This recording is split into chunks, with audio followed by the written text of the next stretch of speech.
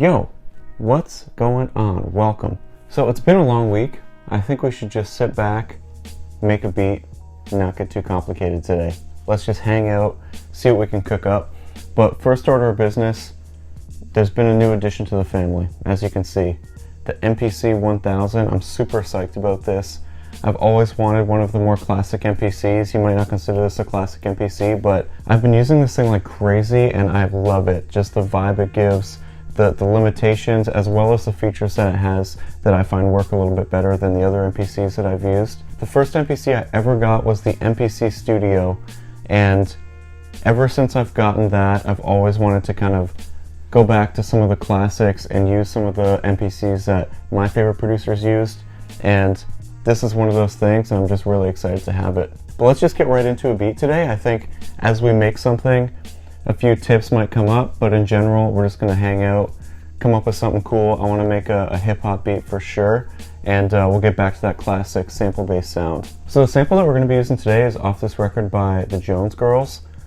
You could probably find this in every record store, super common, but I've been listening to a lot more 80s R&B lately, so I was just listening to this, I found something that I thought was pretty cool on it that I think would make for a really good chop. So let's record it into the MPC, we'll chop it up, and we'll see what we can do. Let's do it.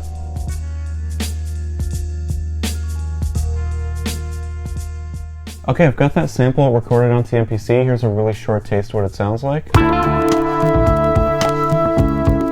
There's some really cool like piano chops in this sample that I think once we slow this down, we'll be able to get a really chill vibe out of it. Chopping on this machine is a little bit different than you would on one of the newer MPCs, where you can kind of just mark any place as it plays through. With this, I find the easiest way to chop samples is as you're listening to the sample, you literally count out how many chops you're going to be taking. And then once you've done that, you can just enter that number of chops and they'll all be perfectly even in the same size. So that being said, you also have to make sure that you don't leave any extra sound at the end of your sample. I can go through this further in another video, but for the most part, let's say I was trying to chop up this beat, I would be going 1, 2, 3, 4, 5, 6, 7, and then that would be 7 chops, and I would be counting the entire sample. This is a pretty long sample, so it'll probably be upwards of 40, but I'll slice those up and then we can start working on this. As I mentioned, I'm probably going to want to slow this down. It was an 80s R&B vibe, so the speed is pretty quick. It'd probably be cool for something for house, but because we want to do hip-hop, I'm going to slow that sample down. So to do that, I'm just going to go to the program. When I first started using this, I was lowering the tune of every single sample individually, so with 60 chops, it would have been pretty crazy. But I realized that you can actually do this all at once. So if you press the shift and then all, it highlights every single one of these samples, and then I'll lower that tune a little bit.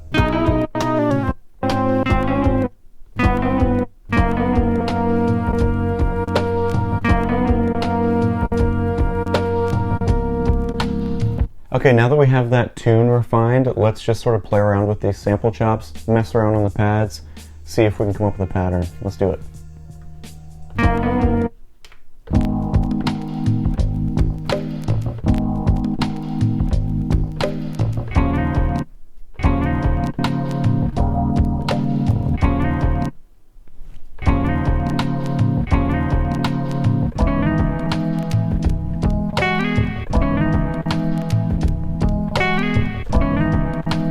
That's smooth.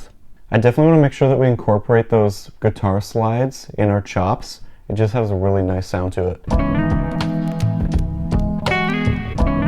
This is a technique that I talked about in the house beat video I did, which you can find right here. But rather than playing the samples from left to right, you start on the 3rd pad and work your way backwards, and then the 4th pad will still be that 4th one. So basically we're kind of playing the sample in reverse, but each of the samples is still playing forward. So rather than playing it like this, we're going to be playing it like this.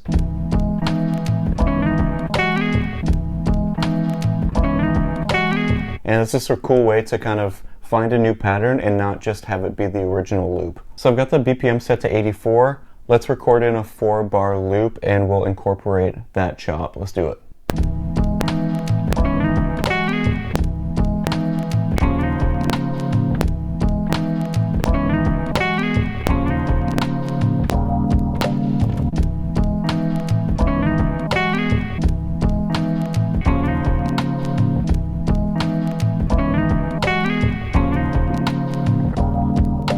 That's chill. That's got a really nice vibe to it. So let's start adding some drums into this beat. On the 1000, I like to put all of my drums on a separate track. I just find it can sometimes save you hassle if you want to transfer this to a software. Whereas with the MPC one, it's not too tough to just have them all in the same one. But let's start off with some hi-hat, because there's something I like to do when I've got this sort of chill vibe that I think will work well here, and it's a pretty cool tip. So I've got this loose open hi-hat sound, and we're going to use that as our main hi-hat for the track. A lot of times we go into 16 levels and do variations in velocity to try to make the hi-hat sound a little bit more live. I find this is almost an even better way to make the hi-hat sound more live sometimes. So we're going to take the open hi-hat and we're going to put it into 16 levels. But rather than doing this by velocity, we're actually going to do it by decay. What that means is, rather than having the lowest to highest velocity, it's going to have the lowest to highest decay, meaning it will shorten up the sample in pad 1 being the shortest, and then make it a little bit longer up until pad 16. So I'm going to do turn on, but you notice right now they're not going to sound any different. They're all just the same hi-hat sound. For whatever reason, I find you have to go into program and lower the sustain all the way to 0. And now it's going to be what we want. So you'll notice that on pad 1, it's just a short click. And as we make our way up, it's going to make that a little bit longer and longer. So the way this is cool is that if you're actually playing a hi-hat, how much pressure you have on the pedal with your foot changes how tight that hi-hat sound is. So if we play variations in the decay of that hi-hat sample, it's going to give it a super loose vibe and give you a way more live sound than if you just played that single hi-hat sound. So just as an example, if I play pad 3, it sounds like a regular hi-hat, whereas pad 6 is going to be that same tone of hi-hat, but it's going to have a little bit longer of a tail, as if I'm loosening up the cymbals on the pedal. So check it out. So there's two sounds that have a good sound together, but when I use this strategy, I try to really use as many pads as I can within reason. Obviously, I wouldn't really want to use pad 1 because it almost sounds fake, it's so short. But if I was doing 3 to 7, I would try to play every single pad within that range from pad 3 to 7. That way we just get all those variations and it really starts to bring a lot of life to your hi-hats.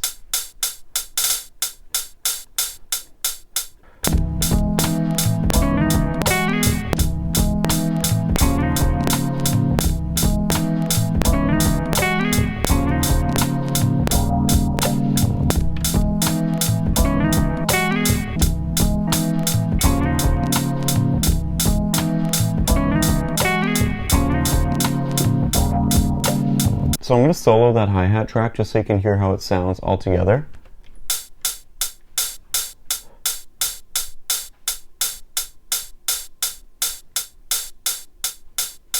As you can hear, whereas typically if you use the 16 levels of velocity, you would hear that variation, but you would notice that every single sound in terms of the actual waveform is the exact same. Whereas when we use decay on 16 levels, every single hi-hat hit does not sound the same as the one before in terms of its actual waveform. So let's keep moving on these drums. I think next I'm just going to record in a kick and snare. I'll do the snare first and then just add in a little kick pattern. Let's do it.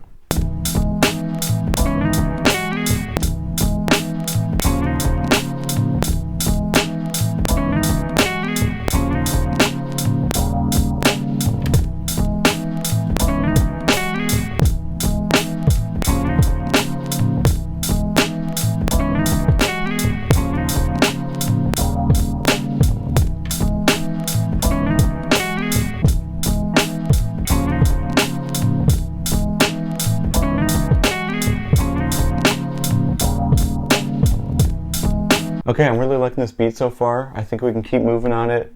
Let's just keep vibing. I'm gonna wait to add bass on this. Let's come up with another sample chop and then we'll add some more drums and then we can keep going. Let's do it.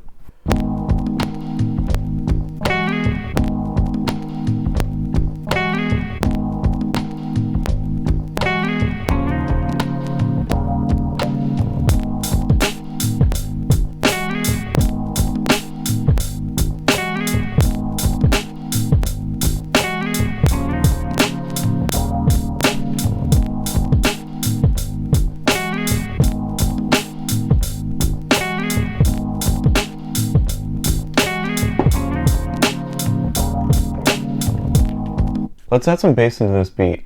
I don't want to have long tailing bass lines in this beat because I think the sample really carries it. So let's have some really stabby bass sounds, and then we'll try to come up with a melody for that. Let's add it.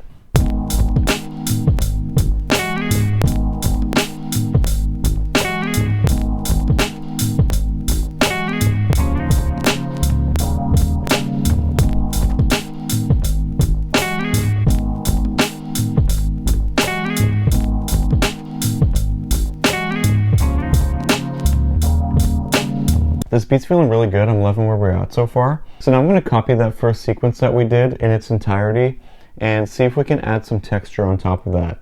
That way we'll have the two sequences to go back and forth to, but we'll also have a variation on the first sequence, which will just have a little bit more texture, a little bit, and just that little extra spice on something interesting to listen to.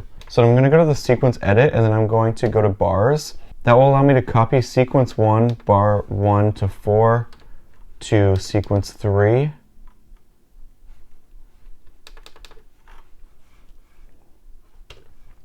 and now this sequence 3 will have the same pattern as sequence 1, and we can add on that texture. Let's do it.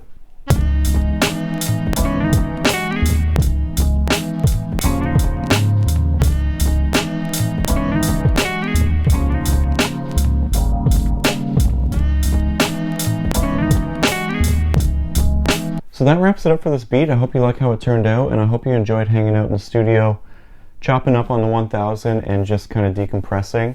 As I mentioned, I had a little bit of a crazy week, but I really loved just hanging out with you tonight and just chopping it up. If you liked the video, make sure you give it a thumbs up and subscribe if you want to see more videos like this one. As always, thank you for hanging out. I hope you're doing well. Love you so much. Peace.